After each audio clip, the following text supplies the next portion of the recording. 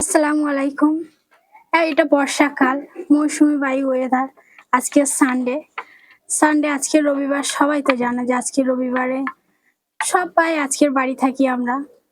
সেই জন্য করে আজকের সবাই চায় একটু অন্যরকম খাওয়া। সপ্তাহে সব দিন তো আর একই রকম খাওয়া হয় না। সেই জন্য আজকে সবাই চায় যে একটু ভালো-মন্দ খায়। তার জন্য আজকের আমি নিয়ে এসেছি চিকেন। এটাকে আজকের আমি রান্না করব। একটু অন্যরকম রান্না করব। আমি সবসময় বাড়িতে চিকেন রান্না করি, অন্য স্টাইলে রান্না করি। আজকের একটা অন্য স্টাইলে রান্না করব। এরকম আমি বাড়ি কোনোদিন রান্না করিনি। আজকের ১ম বার চেক করে দেখব কেমন হয় রান্নাটা। সেই জন্য আমি চিকেন নিয়ে চলে এসেছি। আজকের মাংসটা আগেতে ম্যারিনেট করে নেব। টক দই দেবো। টক দই দিয়ে নাকি মাংস মাখালে মাংসটা সুন্দর হয়। লবণটা অল্প করে দিচ্ছি, রান্নার সময় ফের দেব।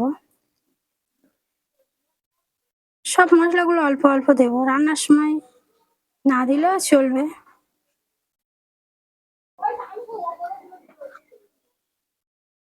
এটা হচ্ছে চিকেন মশলা, এটা গরম মশলা, এটা হচ্ছে ধনিয়ার গুঁড়ো।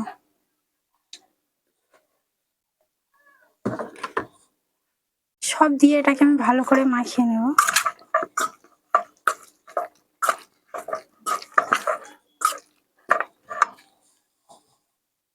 তেল দেব অল্প করে।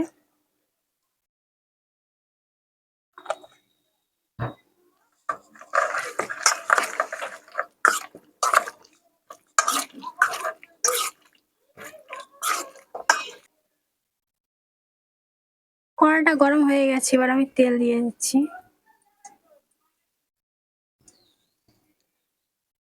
তেলটা একটু ভালো করে গরম করে নেব।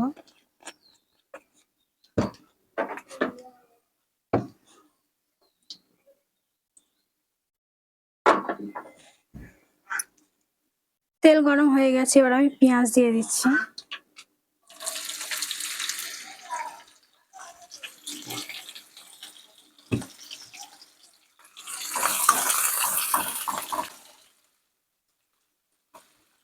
পেঁয়াজটা একটু লাল লাল করে ভেজে নেব। পেঁয়াজ লাল থাকতে দিলে তরকারিটার কালারটা কত সুন্দর হয়। ওই জন্য করে পেঁয়াজটা একটু লাল করে ভেজে নেব। পেঁয়াজ লাল হয়ে গেছে, আদা রসুন বাটাটা এর সঙ্গে এবার দিয়ে দেব।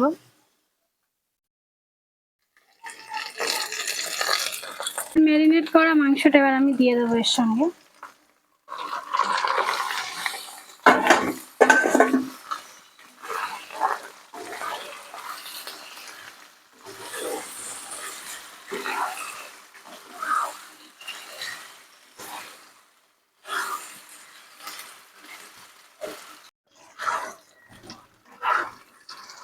চিকেন কষানোটা মেন ইম্পর্টেন্ট। চিকেন যত সুন্দর কষানো হবে কিন্তু তত সুন্দর লাগবে, রান্না খেতে সুন্দর লাগবে, রান্নাটাও দেখতেও সুন্দর লাগবে। সেই জন্য চিকেনটা কষানোটা ইম্পর্টেন্ট। চিকেন কষালে তো রান্না শেষ। সেই জন্য চিকেনটা একটু সুন্দর করে রান্না কষাতে হবে। সুন্দর করে যত কষাবে কিন্তু ভালো।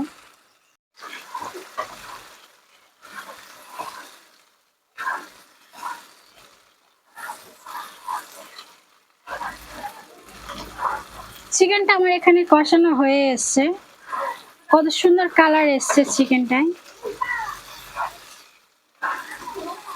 কষানো প্রায় আমার কমপ্লিট হয়ে এসছে।